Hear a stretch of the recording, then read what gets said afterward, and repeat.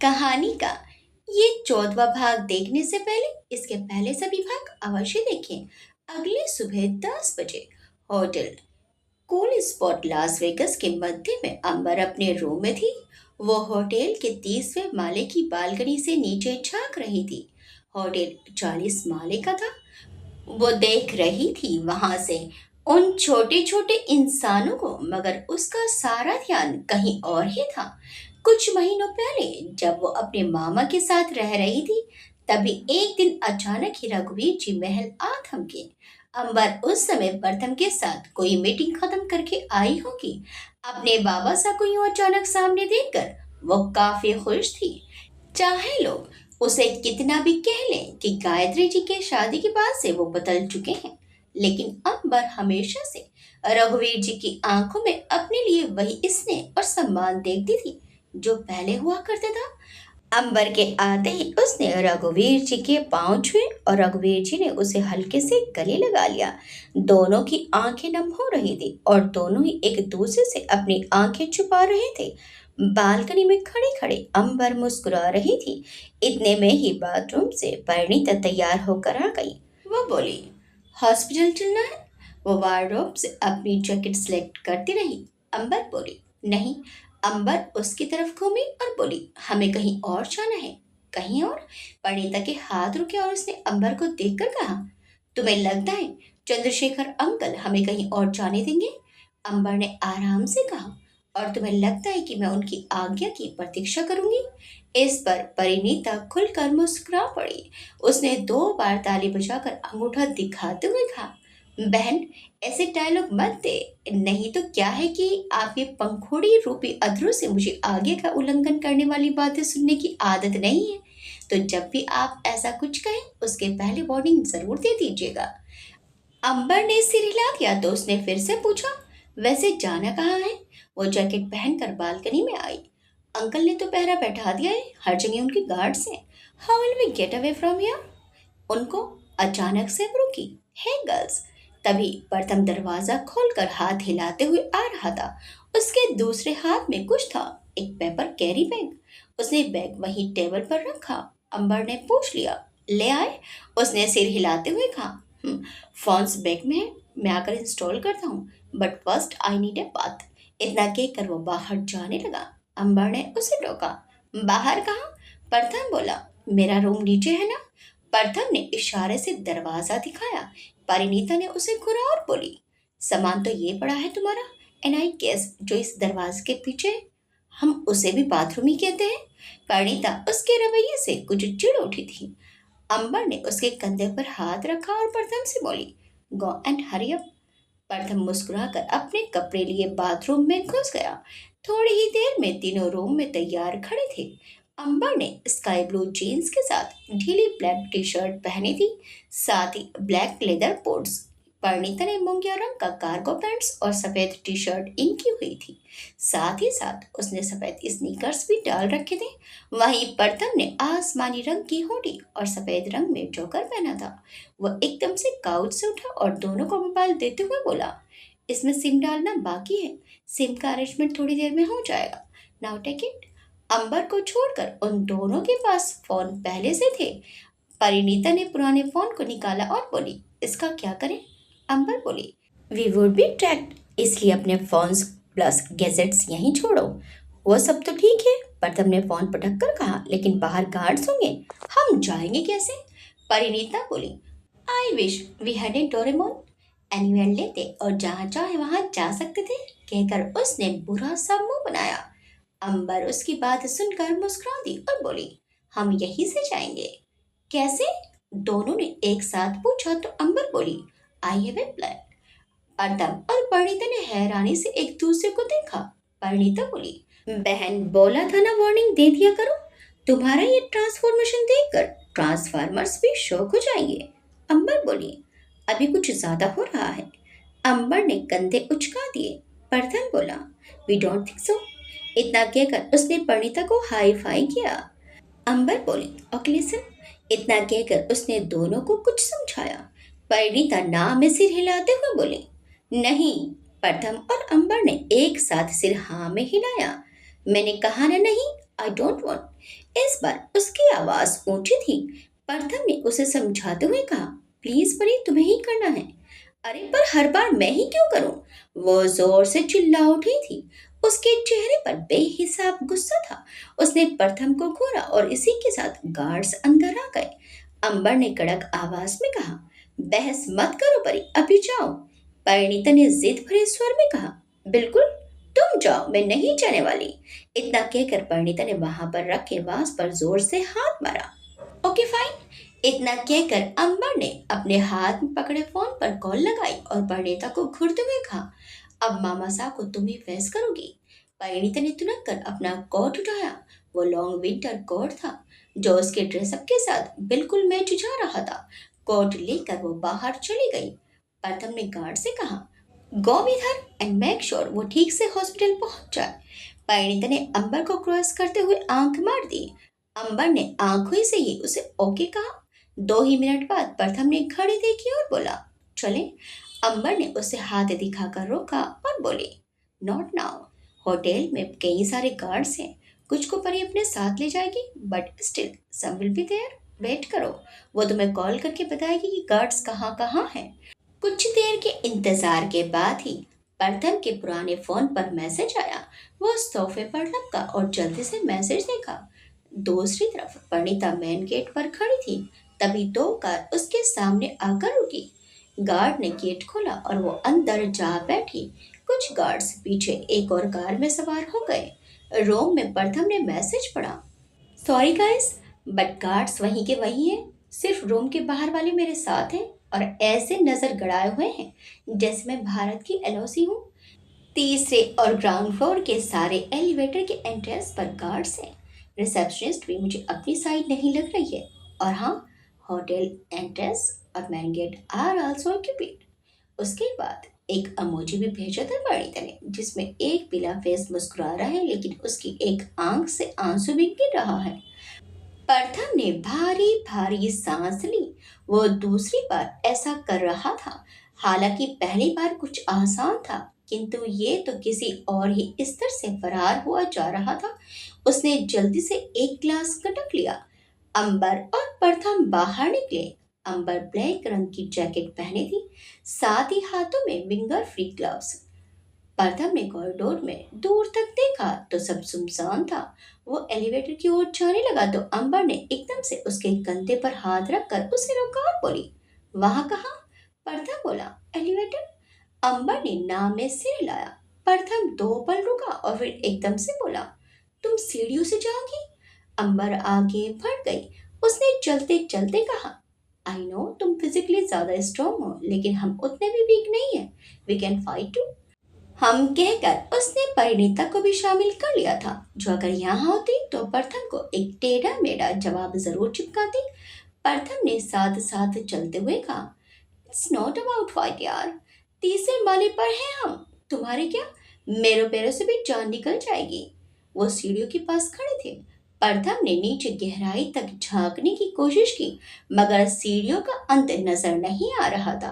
प्रथम ने पहले ही थके हुए स्वर में कहा, पहली बार लग रहा है कि मैं तुम दोनों की शेडो ना होकर प्रिंस ही होता। एटलीस्ट ऑर्डर तो कर पाता। अंबर और प्रथम सीढ़ियां उतरने लगे। दोनों एक साथ दो दो सीढ़ियां लांग रहे थे। अचानक ही अंबर रुकी। वो फिलहाल 29वें माले पर थे। अंबर सीढ़ियां छोड़कर कॉरिडोर में एलिवेटर की तरफ दौड़ गई। प्रथम ने भी उसके पीछे दौड़ लगा दी। दोनों एलिवेटर में घुसे और पहले माले पर बटन दबाया। कुछ 3-4 मिनटों में एलिवेटर पहले माले पर आ पहुंची। कुछ लोग और भी निकले और कुछ अंदर आने को चढ़े। अंबर फिर से तेज कदमों से सीढ़ियों की तरफ चलने लगी। अभी वो ग्राउंड फ्लोर पर जा रही थी। प्रथम ने उसके साथ चलते हुए कहा, ओके गुड वन, लेकिन कैमरा? अंकल ने वहां सिक्योरिटी नहीं बैठाई होगी। चलते चलते वो रुकी तो प्रथम भी रुक कर उसे देखने लगा। अंबर ने घड़ी देखते हुए कहा, 5 मिनट तो हो गए हमें, पर अब तक कोई आया नहीं, मतलब कंट्रोल रूम में चार्ज नहीं लिया है। वो फिर से चल पड़ी। दूसरी तरफ परिणीता होटल से काफी दूर आ गई थी। तभी उसने गार्ड से कहा, रुको। गार्ड ने सिर घुमाया और आदर भरे स्वर में कहा, मैम, चंद्रशेखर राठौड़ सर ने कहा है कि जब तक आप पहुंच ना जाए कार को बीच में कहीं नहीं रोकें। परिणीता ने कड़क कर कहा। तरुण जी, आप मुझे ऑबे करेंगे या उन्हें? कहकर उसने तरुण को घूरा तो वह सिर झुकाकर बोला, लेकिन मैम। परिणीता ने हाथ दिखाकर उसे रोका। तरुण एक 30-32 की उम्र का हट्टा कट्टा नौजवान था। तरुण ने ड्राइवर से कहकर कार रोकी। होटल काफी पीछे रह गया था। दूसरी तरफ अंबर और प्रथम चारों तरफ नजर रखते हुए जा रहे थे। Guards white shirt, black Nehru jacket और ब्लैक ही फॉर्मल पैंट्स पहने जंगे जंगे खड़े थे। हॉल में आते आते ही दोनों के कदम धीमे पड़ गए। वो चारों तरफ देखते हुए वहीं कॉरिडोर के कोने पर ही रुक गए थे। तभी किसी ने अंबर के कंधे पर हाथ रखा। अंबर ने तुरंत सिर घुमाया। इसी के साथ प्रथम ने अंदाजे से ही उस हथेली की उंगलियों को पकड़कर मरोड़ दिया। वो शख्स चिल्लाने को हुआ पर अंबर मुड़कर उसका चेहरा देख चुकी थी। उसने एकदम से उदय का मुंह बंद कर दिया।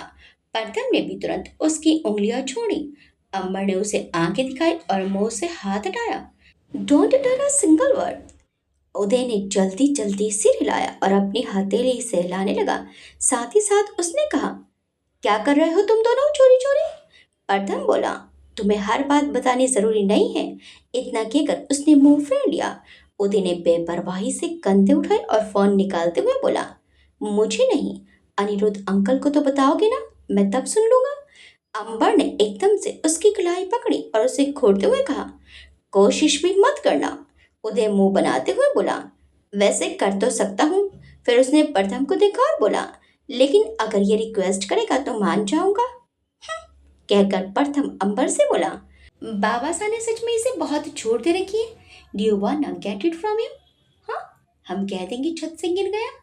अंबर ने प्रथम के कंधे पर हाथ रखा और आंखों से ही उसे शांत किया। फिर उसने उदय से कहा, परी बिना इन्फॉर्म किए कहीं चली गई है। मामा साहब को पता चले इससे पहले उसे ढूंढना चाहते हैं। बस इसीलिए गार्ड से बचते बचाते निकलने की कोशिश कर रहे हैं। इतना कहकर अंबर ने चुपके से प्रथम की हथेली 2 बार थपथपाई। प्रथम बोला, अरे, इसको बताने का कोई फायदा नहीं है अंबर। यह भी जाएगा और पापा साहब को सब कुछ बता देगा। तोता कहीं का। प्रथम अंबर का इशारा बखूबी समझ गया था। उदय बोला, तोता, हाँ, अब तो मैं अंकल को जरूर बताऊंगा। इतना बोलते बोलते हुए फिर से वो उसने फोन मिलाना शुरू कर दिया। अंबर उसे रोकते हुए बोली, उदय पागल मत बनो। अगर हमारी मदद नहीं कर सकते हो तो जाओ यहाँ से। हमारे मामलों में बंदर की तरह उछलो मत। Just get out. अंबर ने कड़क कर कहा था। जब भी कुछ वो रौब से कहती थी तब उसकी आवाज में रघुवीर जी सुनाई पड़ते थे, जिनके आदेश की अवहेलना करना हर किसी के बस में नहीं था। उदय के सुर बदल गए। वो बोला, अरे अरे, तुम तो गुस्सा ही हो रही हो। ओके, बताओ क्या मदद चाहिए? ये सुनकर प्रथम मुंह घुमा कर मुस्कुरा दिया। उसने मन में ही कहा, हमारी बिल्ली हम ही से मियाओ। कोई नहीं, हमारी अंबर के रहते ऐसा हो ही नहीं सकता। अंबर बोली, परी को ढूंढ कर ले आओ। कहाँ से कैसे ये सब तुम सोचो। जरूरत पड़े तो इन गार्ड्स को भी ठोकर ले जाओ। लेकिन मामा सा और अंकल को कुछ भी पता चले उससे पहले परी हमारे सामने होनी चाहिए। अंबर की बात सुनकर प्रथम मन ही मन मुस्कुरा उठा। यही तो बात खास थी अंबर की, कि वो खुद को भूलती रही है। हर परिस्थिति को अपने अनुकूल करना उसकी खासियत थी। उदय उसका आदेश लेकर आगे बढ़ा। उसके जाते ही अंबर प्रथम से बोली, प्रथम, जल्दी परी को कॉल करके कहो कि तरुण किसी का फोन ना उठा पाए। कैसे भी तरुण को किसी से कांटेक्ट नहीं करने देना है। प्रथम ने सिर हिलाते हिलाते ही कॉल मिला दी। वहीं उदय सभी सारे गार्ड्स के साथ बाहर चल दिया। दूसरी तरफ प्रथम का कॉल आने के बाद प्रणीता आगे सीट पर बैठे हुए तरुण को घूर रही थी। तरुण चुपचाप बैठा बैठा प्रणीता के आदेश का इंतजार कर रहा था। अचानक प्रणीता ने उससे कहा, तरुण जी। उसने सिर घुमाया और बोला, जी मैम। प्रणीता ने रौबदार स्वर में कहा, आपका मोबाइल दीजिए, प्रथम से बात करूंगी। जाने क्यों कॉल किया था उसने? मेरा मोबाइल डेड हो गया है, काम इम्पोर्टेंट हो सकता है। बिना सवाल जवाब किए तरुण ने उसकी आज्ञा का पालन किया और अपना फोन परिणीता को दे दिया। परिणीता ने फोन लेकर तुरंत एयरप्लेन मोड ऑन किया। फिर उसने कुछ देर नंबर डायल करने का नाटक किया और बोली, हश, ये प्रथम भी जाने कहाँ मर गया। फोन लग क्यों नहीं रहा है? वह खुद से ही बात करने का दिखावा कर रही थी। फिर उसने तरुण से कहा, तरुण जी, तरुण ने अपना सिर झुकाया तो परिणीता बोली, मैं आपका फोन ले रही हूँ। इतना कहकर उसने दरवाजा खोला और बाहर निकल गई। उसके निकलते ही तरुण और पीछे से कार के सारे गार्ड्स उतर आए। परिणीता ने सबको चिड़ी हुई निगाहों से घूरा। कुछ सेकंड्स बाद उसने आंखें बंद करके खुद को शांत किया और बोली, तरुण जी, क्या आप मुझे रेस्टरूम में भी गार्ड करेंगे? तरुण ने सिर झुकाते हुए कहा, माफ कीजिएगा मैम, लेकिन आप यहाँ जा रही हैं? बिना कुछ कहे परिणीता ने उंगली दिखाकर एक रेस्टोरेंट की ओर इशारा कर दिया। लेकिन सिक्योरिटी, तरुण के कहते कहते ही परिणीता ने उसे टोका। मैं अपनी रक्षा खुद कर सकती हूँ, थोड़ा रुककर उसने कहा। ओके सी तरुण जी, आप चाहते हैं कि मैं आपको डायरेक्टली कहूँ तो देखिए, नेचर स्कूल आपकी सिक्योरिटी देखकर नहीं आएगी। स्टिल आप मेरे साथ आएंगे तो इसका जवाब आपको बाबा साहब को जरूर देना होगा। सामने वाले को कैसे शीशी में उतारना है परिणीता को बहुत अच्छे से आता था। तरुण ने क्षमा मांगते हुए सिर झुका लिया और परिणीता फुटपाथ से रेस्टोरेंट में घुस गई। हाल माहौल काफी गर्म था, शायद इसीलिए अनिरुद्ध जी उन सबकी सुरक्षा को लेकर ज्यादा ही कड़क हो गए थे। दूसरी तरफ उदय लगातार तरुण को फोन करता जा रहा था, लेकिन वह उससे संपर्क करने में असक्षम रहा। अंबर और प्रथम वहां पर हॉल में लगे काउच पर बैठकर उसे देखे जा रहे थे। अंबर ने प्रथम से कहा, ये कुछ ज्यादा ही देर कर रहा है, कहीं मामा साई अंकल ना आ जाए। प्रथम बोला, मुझे तो पहले से निकम्मा लगता है, यूजलेस फेलो। इसको झेला ना होता अगर चंद्रशेखर अंकल का बेटा ना होता। अंबर ने भी मुस्कुराकर कहा, बात सिर्फ वो नहीं है, ये मामा सा और बाबा सा का फेवरेट भी है। कभी कभी he has more power than us. वो दोनों चुप हो गए जब उन्होंने उदय को अपनी ओर आता देखा। दोनों ने अपने चेहरे गंभीर बना लिए। उदय बोला, तरुण से बात नहीं हो रही है, आई थिंक मुझे उनके पीछे जाना चाहिए। उसकी नजरों में अब भी कुछ था, शायद शक। अंबर ने उसकी नजरों को पढ़ते हुए कहा, यहाँ रहकर ढूंढोगे या वहां जाकर, तुम्हारी मर्जी, बट आई वॉन्ट हर। उदय को एक मौका नहीं मिल रहा था कि वो ये साबित कर सके कि ये लोग उसके साथ कोई खेल खेल रहे हैं। लेकिन यदि ये खेल ना हुआ तो परिणीता पर मुसीबत आ सकती है। वो कुछ सोचकर उन दोनों को धमकी देते हुए बोला, तुम दोनों यही रहना, वरना मैं खुद डेड को कह दूंगा। वो वार्निंग और रिक्वेस्ट दोनों कर रहा था। अंबर और प्रथम ने अच्छे बच्चों की तरह सिर हिला दिया। उदय के जाने की थोड़ी देर बाद ही परिणीता और प्रथम भी निकल गए। वो जानते थे कि कैमरे में उन्हें साफ देखा जाएगा और संभावित था कि इसकी सजा भी मिले उन्हें। पर फिलहाल जहां उन्हें जाना था वो अधिक आवश्यक था। वो दोनों जॉगिंग स्पीड में चले जा रहे थे। तभी प्रथम ने कहा, बाइक्स अरेंज हो गई हैं, पार्किंग में मिलेंगी। अंबर बोली, तुम्हारा फोन? ये सुनकर प्रथम अचानक से रुका। उसने सोचते हुए कहा, परी की लोकेशन जानने के बाद यहीं फेंक दें क्या? अंबर ने सिर हिलाते हुए कहा, नो, मोबाइल में कांटेक्ट है। तभी अंबर ने एक पौधा देखा। उसने एकदम से कहा, इसमें छुपा दो एंड मार्केट। थोड़ी देर बाद वो दोनों बाइक लेकर हाईवे पर थे। अंबर की बाइक नेवी ब्लू और ब्लैक कलर की थी और उसी रंग का हेलमेट। वहीं प्रथम की बाइक पर्पल और ब्लैक कलर की थी और उसी रंग का हेलमेट भी। वे केटीएम बाइक को चलाते हुए झुके झुके से प्रतीत हो रहे थे, बिल्कुल किसी बाइकर जैसे। इधर परिणीता तरुण और सारे गार्ड्स को चकमा देकर एक जगह आकर खड़ी हो गई। कुछ ही देर में वहां अंबर और प्रथम भी पहुंच गए और परिणीता अंबर की बाइक पर बैठ गई। फिर वो लोग वहां से निकलकर एक जगह पहुंच गए। अंबर और प्रथम ने अपनी अपनी बाइक को ब्रेक मारा। पहियों की आवाज ने वहां खड़े अंग्रेज लड़के लड़कियों का ध्यान खींचा। सबसे पहले अंबर की बाइक से परिणीता उतरी और फिर वह खुद। तीनों ने अपने अपने हेलमेट एक साथ निकाले। जाने क्या देखकर अंग्रेजों के चेहरे पर हैरानी के भाव थे। शायद जहां उनकी बाइक रुकी थी वो स्थान और उन तीनों के साफ सुथरे चेहरे मैच नहीं कर रहे थे। ऐसा क्या था उस स्थान में? परिणीता बोले, गलत बात है अंबर, मुझे भी बाइक चाहिए थी, तुम दोनों ऐसा नहीं कर सकते। उसकी बात सुनकर प्रथम मुस्कुरा दिया। वहीं अंबर बोली, तुम्हारी जिद तुम मामा सा से कहा करो, वही पूरी करेंगे। इतना कहकर उसने परिणीता के खुले बाल से लाए और आगे बढ़ गई। प्रथम भी हंसते हंसते आगे बढ़ गया। प्रथम को हंसते देखकर परिणीता चिढ़ गई। वो तुनक्कर बोली, ज्यादा मत हंसो, झड़ जाएंगे दांत। ये कहकर वो 2-3 कदमों में ही उससे आगे निकल गई। वे सब एक बड़ी सी टॉय शॉप में घुसते जा रहे थे, जिसमें एक भी बच्चा नजर नहीं आ रहा था, बल्कि वहां तो लड़कियां ठंडी में भी छोटे छोटे कपड़े पहने हुए इधर उधर मटक रही थी। परिणीता ने प्रथम से कहा, तुम्हें पक्का पता है कि दिया मेरा यानी कि मैरी ने यही बुलाया है? प्रथम ने भी चारों तरफ देखा और बोला, एड्रेस तो यही दे रही थी, पता नहीं शायद मैंने गलत लिख लिया हो। अंबर ने आसपास नजर डाली तो टॉय शॉप में कोई नहीं था, और जो अभी अभी बाहर से आ रहे थे सारे के सारे एक रैक की तरफ बढ़ रहे थे। अंबर बोली, I think we should follow them. कहते हुए अंबर एक 16-17 साल की लड़की के पीछे बढ़ गई। लड़की के कानों में हैंड्स फ्री थी और हाथ में आईपैड के साथ डिजिटल पेन भी। अंबर आगे बढ़ी, मगर प्रथम 2 कदम जल्दी से रखकर उसके आगे हो गया। प्रथम की इस हरकत पर परिणीता मुंह बनाकर बोली, यहाँ कौन सी माइंस बिछी हुई है बताओ, या कोई वरमाला लेकर तुम्हारे इंतजार में खड़ी है? परिणीता ने कहा और अंबर के साथ चल पड़ी। वो लड़की अचानक ही एक टॉय गन ट्रैक के सामने रुकी। तीनों उससे 10-15 कदम पीछे थे। रैक में छोटे बड़े हर प्रकार के खिलौने थे। अंग्रेज लड़की ने डिजिटल पेन अपने हल्के भूरे बालों में घुसाया और आईपैड को कमर में खोसा तो परिणीता की भौहें हल्के से उठी। तीनों उसे एकटक देखते रहे। तभी 2-4 लड़के लड़कियां पीछे आ खड़े हुए। उस एक लड़की ने उन्हीं में से एक गन उठाई जो टूटी हुई थी। लड़की ने गन को जोड़ा, मगर अब भी कुछ हिस्से गायब थे।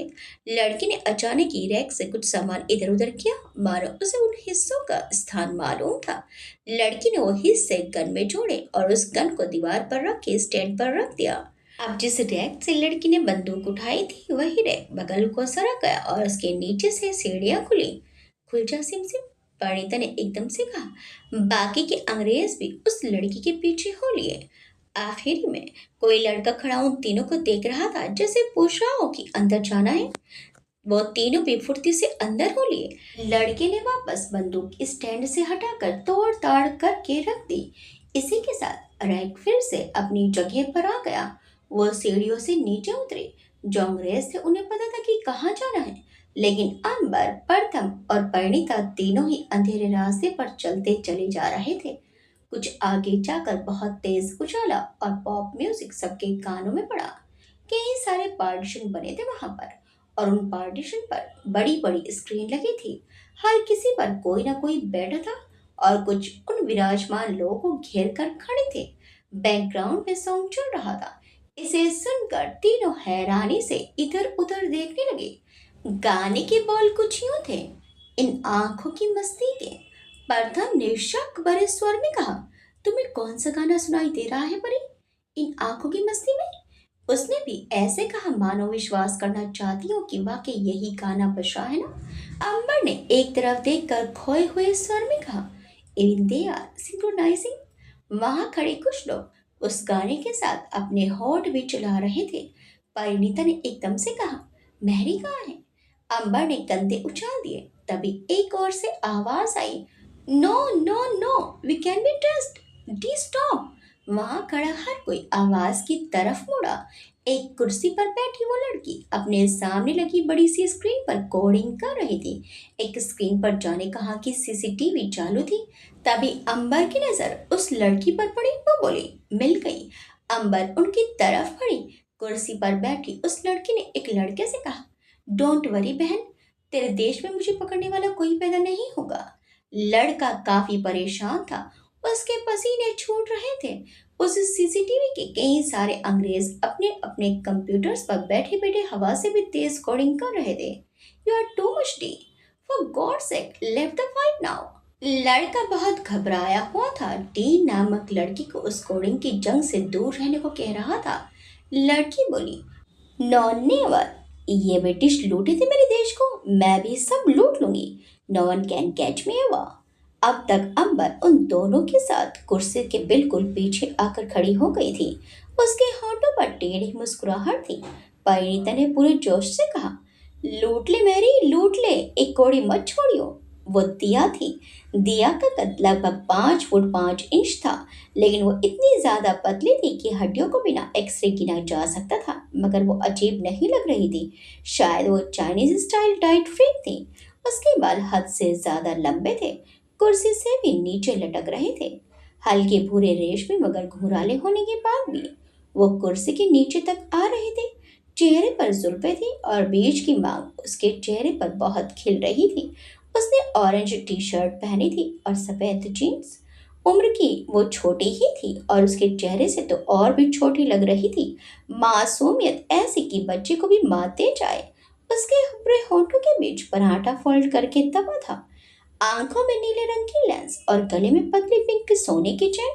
उसके गोरे रंग पर पिंक सोने की चैन बहुत फब रही थी।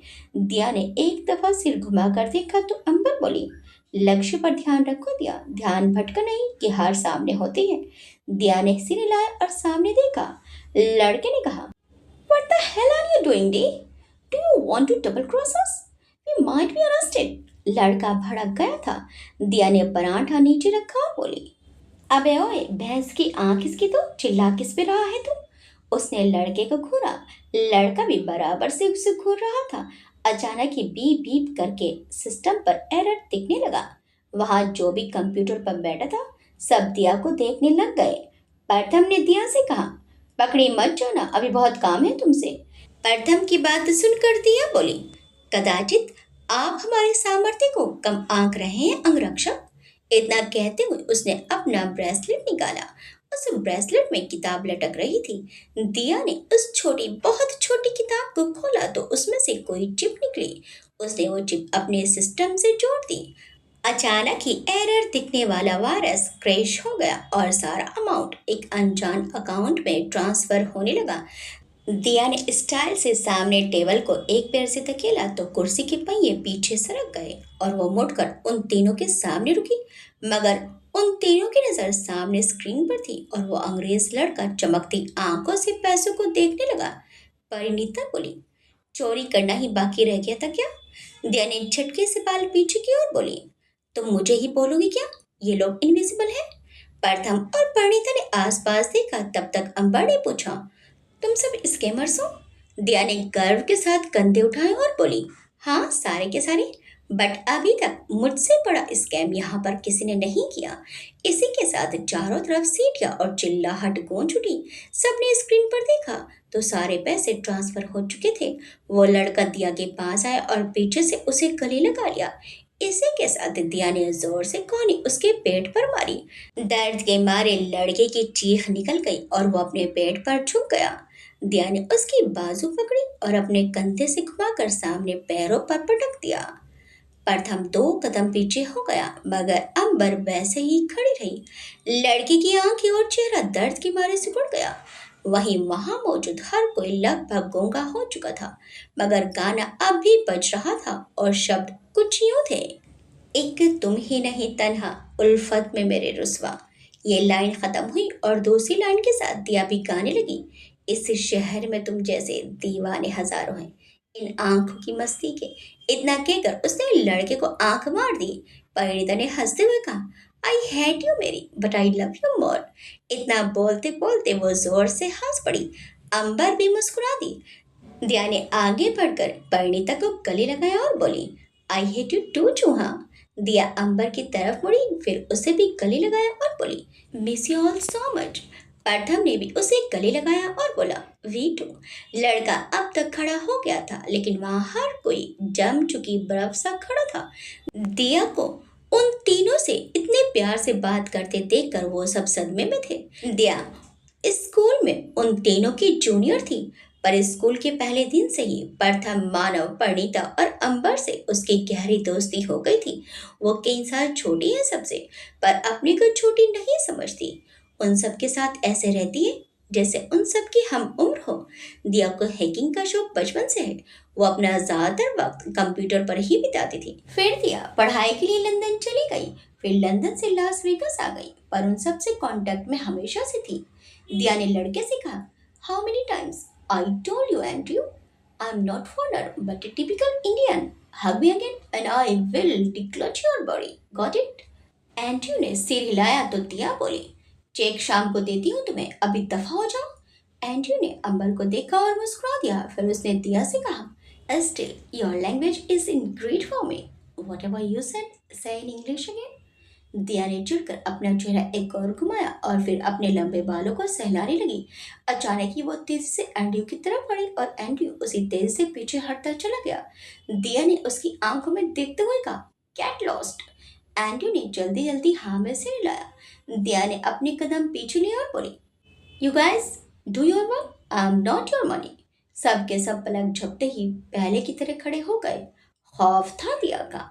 ये अंडरग्राउंड गेम पार्लर था, पर नहीं, इसे इलीगल गेम पार्लर कहना ज़्यादा सही होगा। यहाँ ये लोग स्कैम करते हैं। दिया एक बहुत बड़ी हैकर है। वो सब ड्रिंकिंग कॉर्नर में सोफे पर बैठे थे। दिया ने कॉक कैन मुंह से लगा रखी थी। कैन पर औस का पानी पोंद पोंद करके फिसल रहा था। दिया ने इशारे से वही टेबल पर रखे ड्रिंक्स की तरफ उंगली उठाई। अब भी वही गाना बैकग्राउंड में बज रहा था। परदम ने आखिर पूछ ही लिया, दिया ये सॉन्ग सच में सबको पसंद है? दिया बोली, क्यों, खराबी क्या है? प्रथम ने सिर हिलाकर कहा, खराबी नहीं है, एक्चुअली में गाना अच्छा है, लेकिन तुम्हें नहीं लगता कि अंग्रेजों के लिए इस टाइप का गाना कुछ जुल्म है उनके ऊपर? दिया ने कंधे उचकाकर कहा, देखो, मैंने कभी मना नहीं किया, अगर वो बदल सकते हैं गाने को तो बदल ले, लेकिन मेरे प्रोग्राम में एंटर करना अभी तक उन्हें आया नहीं, इसमें मेरी क्या गलती? दिस गर्ल, बनीता ने चिढ़कर कहा, हम तीनों तुम्हारा एटीट्यूड और स्टाइल स्कूल टाइम से जानते हैं। शो ऑफ करने से फुर्सत मिल गई हो तो अब मुद्दे की बात कर ले। दिया ने बेपरवाही से कंधे उठाए और बोली, मैं तो ड्रिंक ऑफर कर रही थी, इसमें कहाँ स्टाइल दिखाया? प्रथम ने उन दोनों को देखकर अंबर की तरफ सिर घुमाया। दोनों ही सिर झटक कर रह गए। प्रथम बोला, cool girls, cool, we have a long way to go. बहुत मौके मिलेंगे लड़ने झगड़ने के। दोनों लड़कियों ने प्रथम को घूरा। तभी अंबर ने कहा, दिया, तुम्हें किसी कंपनी का ए टू जेड डेटा निकालने के लिए क्या चाहिए? दिया ने कॉक मुंह से लगाई और फिर घोट भर कर आराम से कहा, उस कंपनी के सॉफ्टवेयर डिपार्टमेंट की प्रोसेसिंग आईडी। अंबर बोले, मिल जाएगी, मुझे रॉयल ग्रुप्स की सारी इंफॉर्मेशन चाहिए, पिछले कुछ सालों की, सारी मतलब सारी। दिया की भौहें सुकड़ गई ये सुनकर। उसने कैन टेबल पर रखी और गंभीर लहजे में बोली, और खुद की ही कंपनी को हैक करने की क्या जरूरत हो गई? अंबर की नजरों के सामने रघुवीर जी का चेहरा आ गया और वो खामोश रह गई। पर दिया आप भी सुनने के इंतजार में थी। तो प्रथम बोला, बहुत लंबी कहानी है। ये सुनकर दिया तपाक से बोली, कहानी सुने बिना मैं भी काम करने से रही। इस बार अंबर ने रौब से कहा, दिया, बाबा साहब का एक्सीडेंट हुआ है, now the eyes of all will be on लियर, तो अब तुम काम करोगी? दिया हैरानी से एकदम से आगे को झुकी और बोली, अंकल का एक्सीडेंट, व्हाई? परिणीता ने सोचते हुए कहा, व्हाई तो पता है, लेकिन हु नहीं पता। प्रथम बोला, तुम्हें तो पता ही है, अकॉर्डिंग टू द रूल राजा जी के बाद लेजिटिमेट और हमारी अंबर है, लेकिन अब तक अंबर ने कभी ऑफिशियली अपना नाम राजा जी के मैटर्स में नहीं लिया है, बल्कि वो सिर्फ एक सपोर्टर की तरह ही रही है। लेकिन अब जब राजा जी अपना बिजनेस हैंडल नहीं कर पा रहे हैं, तो रॉयल ग्रुप्स के लिए सुरक्षित हाथ होने चाहिए, इसलिए अब अंबर अपना बिजनेस टेक ओवर करने वाली है। ओके, दिया ने आराम से कहा, और प्रॉब्लम है फैमिली, राइट? परिणीता तुरंत ही बोली, अंबर को नहीं लगता कि फैमिली भी एक प्रॉब्लम है, लेकिन हमें तो लगता है। काफी देर से खामोश अंबर बोली, फैमिली को प्रॉब्लम इसलिए नहीं समझा because I know how to handle home. परिवार की बात आते ही प्रथम के चेहरे पर कुछ संदेह की लकीरें बन आई। दिया बोली, सोचते ही रहोगे या उगलोगे भी? कहकर वो आराम से बैठकर जूस पीने लगी। लेकिन परिणीता को ये जरा भी पसंद नहीं आया। परिणीता बोली, माइंड इट मेहरी, तमीज भूल गई हो अपनी?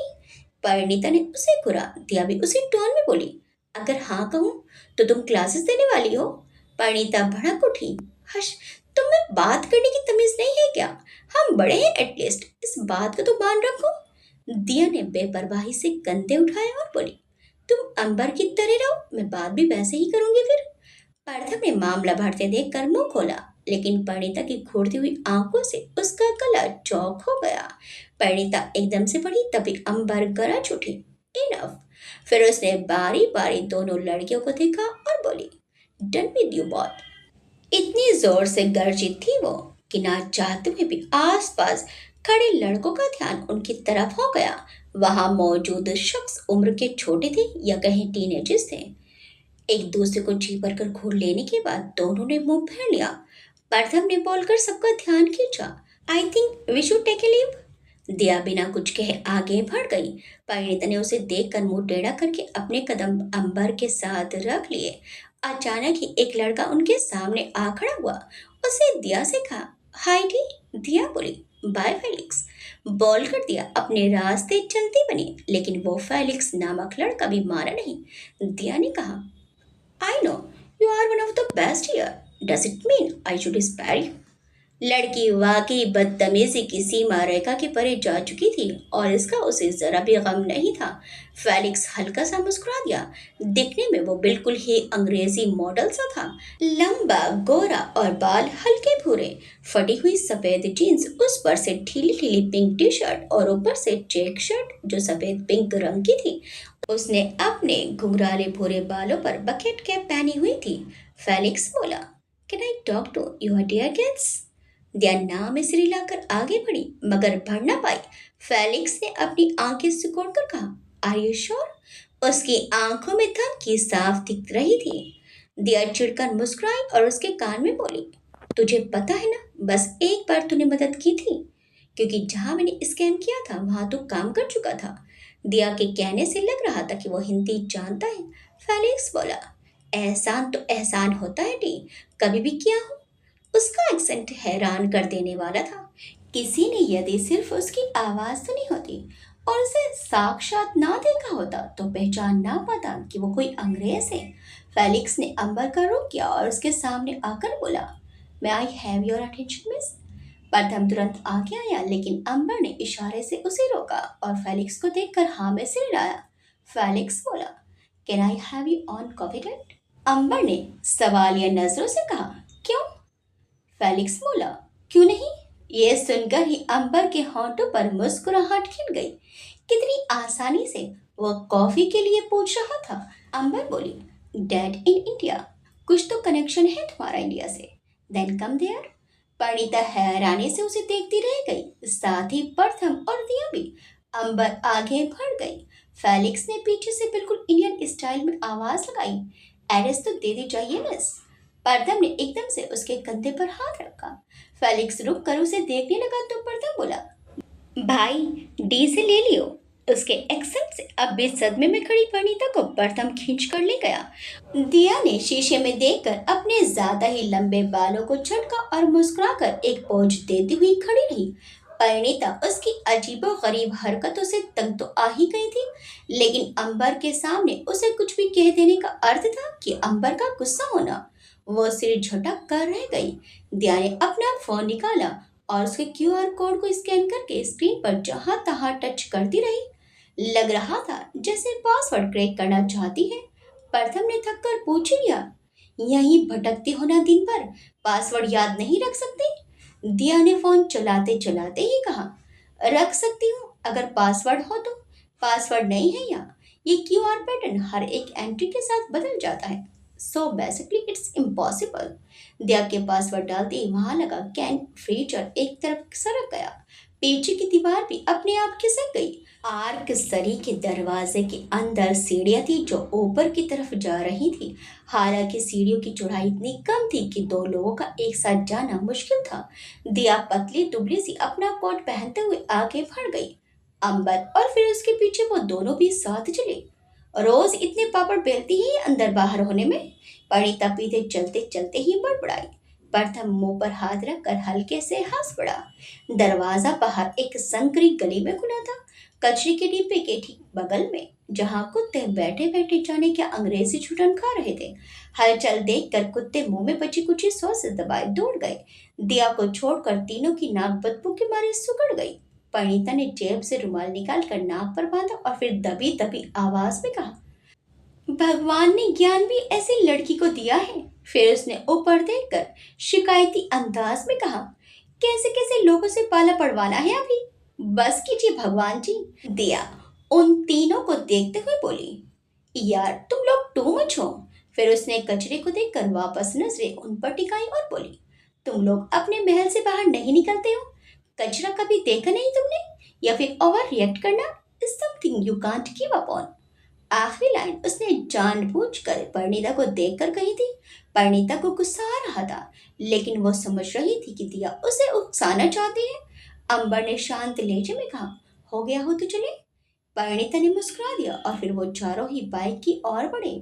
दिया बाइक चला रही थी और अंबर पीछे बैठी थी। वहीं परिणीता ने इस बार जिद करके बाइक ले ली। इसके बाद प्रथम के पास और कोई चारा नहीं था सिवाय वो चुपचाप पीछे बैठ जाए। दूसरी तरफ सूर्यवंशी महल में भारत में इस वक्त रात हो रही थी। पूरे महल में रघुवीर जी के एक्सीडेंट की खबर फैल चुकी थी। जाने कैसे, लेकिन वहां मौजूद हर कोई एक्सीडेंट की खबर जान चुका था। न्यूज चैनल से लेकर सोशल मीडिया एप्स पर यही खबर घूम रही थी। महल के हॉल में गायत्री जी का रोना बंद ही नहीं हो रहा था। रत्ना जी अपनी पूरी कोशिश कर रही थी उनको संभालने की, लेकिन गायत्री जी को जैसे सुध तक ना थी। वहीं सर्वेश जी बहुत देर से चंद्रशेखर जी को फोन मिला रहे थे, लेकिन किसी एक से भी संपर्क ना हो सका। घर की लैंडलाइन और तीनों लड़कों के फोन लगातार घनघना रहे थे। विराज, अभिमन्यु और आरव अपने अपने मोबाइल से तंग आ चुके थे। आरव ने गायत्री जी की तरफ देखा और फिर विराज से कहा, भाई, मासा को ले जाना चाहिए कि व्हीकल्स? विराज ने गायत्री जी को देखा और बोला, हम फ्लाइट अरेंज करते हैं। सर्वेश जी फोन मिला मिला कर रह गए, लेकिन चंद्रशेखर जी का फोन ना मिला। कुछ ही सेकंड में उनका फोन बजा। तीनों लड़कों की नजर उस तरफ घूम गई। सर्वेश जी ने फोन उठाया तो सामने से आवाज आई, सर मैं और टाल नहीं सकती। आपकी कल ही मीटिंग करनी होगी। सुबह से पूरा डिपार्टमेंट इंक्वायरी कॉल्स लेकर परेशान हो चुका है। अब होल्ड करना बोर्ड मेंबर और मीडिया को समझाना मुश्किल हो रहा है। सर्वेश जी के चेहरे पर टेंशन छा गई, मगर इस कॉल से वो गुस्से से भर उठे। वो गुस्से में बोली, तो तुम क्या चाहती हो? भाई सा को छोड़कर हम उन्हें जवाब देते फिरे। लड़की सामने से चुप रही। विराज ने तुरंत फोन लिया और बोला, मिस ख्याति, आपको संभालना होगा। इस वक्त जो खबर हमारे पास है वह खुद कंफर्म नहीं है। ऐसे में हम कैसे कोई स्टेटमेंट देंगे? आप हमारी सबसे समझदार एम्प्लॉय हैं। हम विश्वास करते हैं आप पर। जब अंबर अपनी शादी से लापता हुई थी, तब तो वीर और रघुवीर जी ने सब कुछ संभाल लिया था। लेकिन आज जो परिस्थिति थी, उसे संभालने के लिए किसी का होना जरूरी था, जो लोगों की नजरों में एक प्रभावशाली नेतृत्व कर सके। विराज ने अपने फोन पर कोई न्यूज चैनल ऑन किया। हम आप तक पहुंचा रहे हैं सीधी और सटीक खबर। भारत के जाने माने बिजनेसमैन और जयपुर शहर के शाही परिवार के राजा रघुवीर सिंह सूर्यवंशी का हाल ही में वेगास की सड़कों पर एक्सीडेंट हुआ है। हाँ, ठीक सुना आपने। रघुवीर सिंह सूर्यवंशी पर आत्मघाती हमला। क्या ये महज दुर्घटना है या फिर कोई साजिश? हाँ, साजिश। हम साजिश शब्द का इस्तेमाल क्यों कर रहे हैं, इसकी एक बहुत बड़ी वजह है। हाल ही में एक इंटरव्यू के दौरान रघुवीर जी ने कहा था कि पॉलिटिक्स में आकर उन्हें अपने सिर पर तलवार नहीं चाहिए, और इसी के बाद से ये खबरें भी थीं कि वो पॉलिटिक्स में आने के इच्छुक हैं। क्या वह इंटरव्यू में कोई आकांक्षा दर्शा रहे थे या ये सिर्फ एक वाक्य था? वो आगे खबर देख ही रहा था कि फोन जमीन पर टुकड़ों में बिखर गया। गायत्री जी की जलती हुई नजरें विराज पर थीं और रत्ना जी भी गुस्से से अपने बेटे को देख रही थी। विराज का इस वक्त न्यूज को ऐसे देखना गायत्री जी का गुस्सा बढ़ा गया। गायत्री जी ने उसे घूरते हुए कहा, तुम्हें बिजनेस की फिक्र हो रही है विराज? यहाँ राजा जी मिल नहीं रहे। खबर सच है या झूठ है, इस बात की खोजबीन करने के बजाय तुम ये दकियानुसी खबर सुन रहे हो। विराज सिर झुकाकर खड़ा रहा। अभिमन्यु ने आगे आकर कहा, मासा प्लीज शांत हो जाइए। गायत्री जी ने उसका हाथ झटका और चिल्लाते हुए बोली, हमें शांत करने से अच्छा होगा कि आप ढूंढे उन्हें, जाइए। आज गायत्री जी कुछ अलग सी थी। जलन, रुतबा और लालच कहीं खो गया था। आंसुओं से उनकी लाल आंखें किसी को भी हिलाने की काबिलियत रखती थी। सर्वेश जी ने एकदम से कहा, विराज, तुम यहाँ रहकर मीडिया और बिजनेस देखो, हम और भाभी भाईसा के पास जाएंगे। अभिमन्यु चिढ़ते हुए बोला, पागल हो चुके हैं आप सब।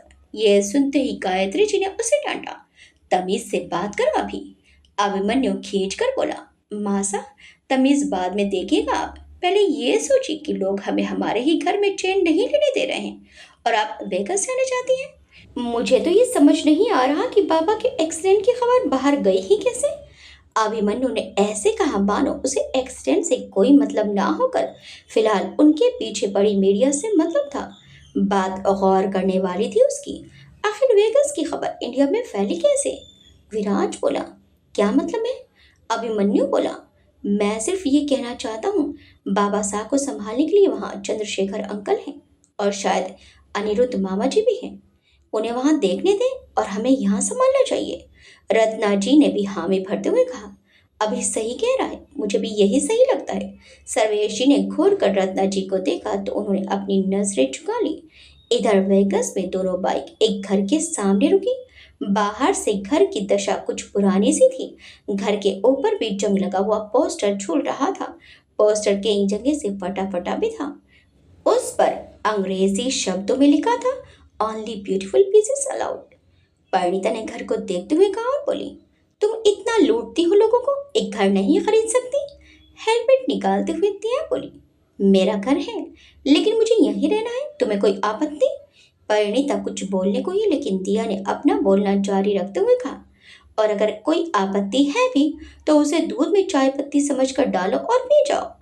परिणीता बोली, क्या बोल रही हो? खुद सुनती हो तुम बोलने से पहले। इस बार उसे गुस्सा नहीं आया था, बल्कि वो दिया की बात को समझ ना सकी थी। अंबर बोली, हमें जल्दी यहाँ काम खत्म करना पड़ेगा। इंडिया में अब जरूरत है हमारी। वो हेलमेट पर उंगली चलाते हुए कुछ सोचते सोचते ही बोली। एक युद्ध की तैयारी करती हुई दिया और परिणीता ने झटके से सिर घुमाया। प्रथम असमंजस से बोला, क्या मतलब? अंबर बोली, बाबा साहब के एक्सीडेंट की खबर फैल चुकी है। व्हाट? वनिता और प्रथम एक साथ चौंक कर बोले। दिया ने पूछा, और ये खबर कैसे पहुंची? उड़ते उड़ते कबूतर से। अंबर बोली, मैंने पहुंचाई है। अंबर की बात सुनकर तीनों हैरानी से मुंह खोले देखते ही रह गए। वो समझ ही नहीं पाए थे कि क्यों अंबर ने इंडियन मीडिया को इतनी बड़ी और सनसनी खबर दे डाली। जिस बात को छुपाना जरूरी था, उसे क्यों अंबर खुद ही बाहर लाना चाहती है? परिणीता उसके बोलने का इंतजार कर रही थी। अंबर ने बहुत सोच समझ कर यह कदम उठाया था।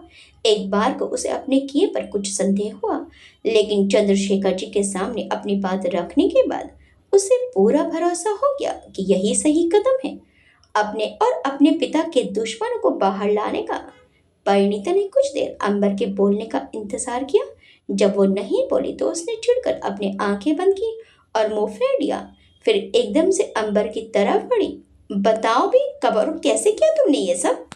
उसने हल्के से कहा, अंदर चलकर बात करें। परिणीता अपने दोनों हाथ हवा में हिलाकर आगे बढ़ गई। प्रथम और दिया भी, और फिर अंत में अंबर। घर का दरवाजा खुला और एक बड़ा सा हॉल सामने था। वहां छोटे छोटे अंग्रेज बच्चे इधर उधर फटे कागज की तरफ फैले थे। उनकी उम्र 14 से 17 से ज्यादा नहीं थी। लड़के लड़कियां सब यहाँ वहाँ बिखरे हुए टीवी देख रहे थे। मोबाइल और वीडियो गेम्स, जाने क्या क्या था। वेगास की ठंड ने उन्हें ऊपर से नीचे पैक कर रखा था।